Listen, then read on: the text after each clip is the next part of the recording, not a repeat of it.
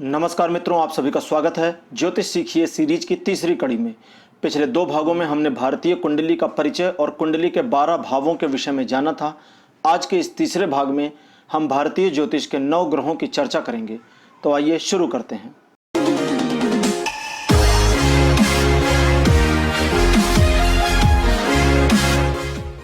भारतीय ज्योतिष में ग्रहों का अपना बहुत ही महत्वपूर्ण स्थान होता है। ज्योतिषीय गणना और भविष्यफल कथन के लिए ग्रहों की दशाओं का विस्तृत अध्ययन बहुत ही आवश्यक होता है। जैसा कि हमने इस सीरीज के प्रथम भाग में बताया था कि कुंडली ग्रहों की स्थिति का एक ब्लूप्रिंट होता है। तो जब किसी कुंडली में ग्रहों की स्थिति का अध्ययन किया जाता है तभी व्यापक जानकारी निकल कर आती है। इन ग्रहों का अपना स्वभाव, अपनी प्रकृति भी होती है। इनके आपस में मित्र व शत्रु ग्रह भी होते हैं। तात्कालिक मित्र और तात्कालिक शत्रु भी होते हैं जो कुंडली की स्थिति के अनुसार परिवर्तित हो सकते हैं। आइए इनके विषय में एक एक करके प्रारंभिक जानकारी प्राप्त करना शुरू करते हैं। सबसे पहले यह समझते हैं कि ज्योतिष के अनुसार ग्रह किसे कहते हैं। दोस्तों, ज्योतिष के अनुसार ग्रह आकाश मंडल में स्थित वे खगोलीय पिंड हैं जो हमेशा गतिमान रहते हैं।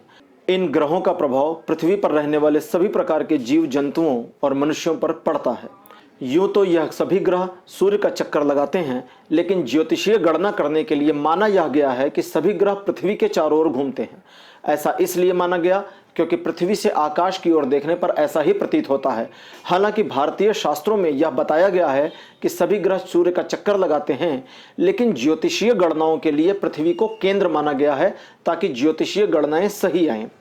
यहाँ मैं आपको यह भी बता दूं कि कुछ समय पहले पाश्चात्य ज्योतिषियों ने इस गणना को, भारतीय गणना पद्धति को गलत माना और सूरज को केंद्र मान करके गणनाएं शुरू करी।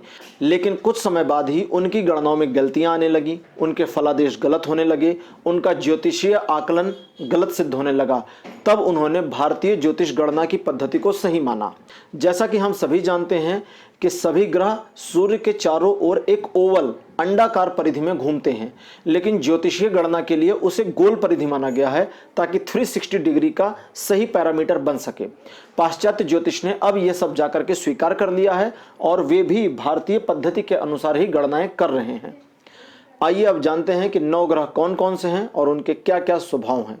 भारतीय ज्योतिष में 9 ग्रहों को मान्यता प्राप्त है जो इस प्रकार से हैं: सूर्य, चंद्रमा, बुध, मंगल, बृहस्पति, शुक्र, शनि, राहु और केतु। सबसे पहले जानते हैं सूर्य को। दोस्तों, सूर्य को नेत्र का प्रतीक माना गया है। वैदिक ज्योतिष में सूर्य को पराक्रम, अहम, यश, पिता, राजा का कारक माना गया है। ज्योतिष में सूर्य सबसे प्रधान ग्रह है, अतः इसको ग्रहों का राजा भी कहा जाता है। यदि किसी की कुंडली में सूर्य प्रबल हो अथवा यह शुभ स्थिति में विराजमान हो तो जातक को अच्छे परिणाम प्राप्त होते हैं। इसके प्रभाव से जीवन में धन, मान सम्मान और राजकीय नौकरी भी मिल सकती है।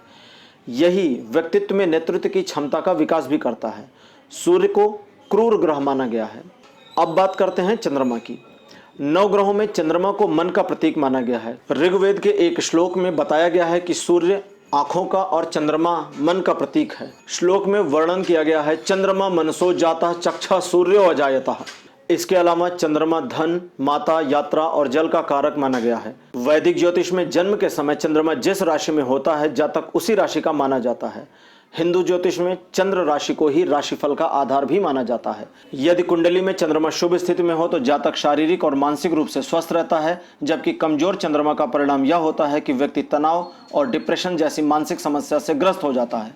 अब तीसरे ग्रह की बात करते हैं, मंगल। मंगल को पराक्रम और शक्ति से जोड़कर देखा जाता है। मंगल को सेनापति भी कहते हैं। यह गुस्सा, उत्तेजना, छोटा भाई एवं शस्त्र का कारक माना गया है। इसके साथ ही मंगल को युद्ध, शत्रु, अचल संपत्ति, पुलिस या सेना आदि का कारक भी माना गया है। अच्छे मंगल वाला जातक निडर, जबकि कमजोर मंगल वाला जातक डरपोक होता है। भारतीय ज्योतिष में मंगल को क्रूर ग्रह की श्रेणी में रखा गया है। वहीं दूसरी ओर यदि कुंडली में मंगल दोषपूर्ण हो तो कुंडली मांगलिक कहलाती है और इससे जातक को वैवाहिक जीवन में समस्याओं का सामना करना पड़ता है। मांगलिक दोष को कैसे पहचानें, इस विषय पर हम इसी सीरीज में आगे के वीडियोज में विस्तार से कभी चर्चा करेंगे। अब लेते हैं अगले ग्रह को, जो है बुध। वैदिक ज्योतिष में बुध को बुद्धि, तर्क, गणित, संचार, चतुरता, मामा और मित्र का कारक माना गया है। बुध एक तटस्थ ग्रह है, इसलिए यह जिस भी ग्रह के संपर्क में आता है जातक को उसी ग्रह के अनुरूप में परिणाम देने शुरू कर देता है। इस प्रकार से यह शुभ और अशुभ दोनों प्रकार के फल दे सकता है। कुंडली में बुध की स्थिति कमजोर हो तो जातक को बुद्धि, तर्क शक्ति और संवाद में समस्या का सामना करना पड़ता है, जबकि मजबूत होने पर इन्हीं क्षेत्रों में अच्छे परिणाम देखने को मिलते हैं। अगले ग्रह को लेते हैं, जो कि है बृहस्पति। ज्योतिष में बृहस्पति को गुरु के नाम से भी जाना जाता है। बृहस्पति को वास्तविक गुरु से भी जोड़कर देखा जाता है। साथ ही यह जातक के पूर्वजों का भी प्रतिनिधित्व करते हैं। कुंडली में बृहस्पति को शिक्षा, अध्यापक, धर्म, बड़ा भाई, पिता, दान आदि का कारक माना गया है।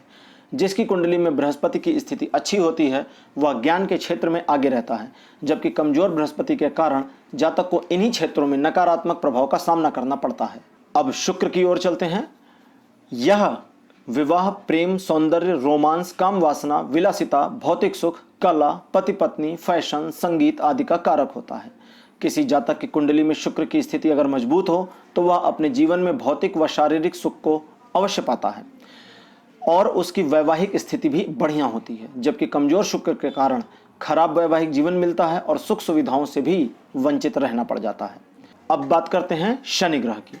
ज्योतिष में शनि को पापी ग्रह माना गया है। शनि की चाल सभी ग्रहों से धीमी है, अतः इसके गोचर की अवधि बड़ी होती है। शनि एक राशि में 2.5 वर्षों तक रहते हैं, इसलिए इनके परिणाम देरी से प्राप्त होते हैं। ज्योतिष में शनि को आयु, दुख, रोग, पीड़ा, विज्ञान, तकनीकी, लोहा, सीसा, तेल, खनिज, सेवक, जेल, कर्मचारी आदि का कारक माना गया है। यदि किसी की कुंडली में शनि अशुभ स्थिति में हो तो इन चीजों में हानि का सामना करना पड़ सकता है। अब बात करते हैं 8वें ग्रह राहु की। राहु वास्तव में एक छाया ग्रह है। इसका मतलब यह हुआ कि राहु आकाश में नहीं दिखाई देता, लेकिन इसकी छाया मात्र पृथ्वी पर पड़ती रहती है और इसका प्रभाव भी पड़ता है।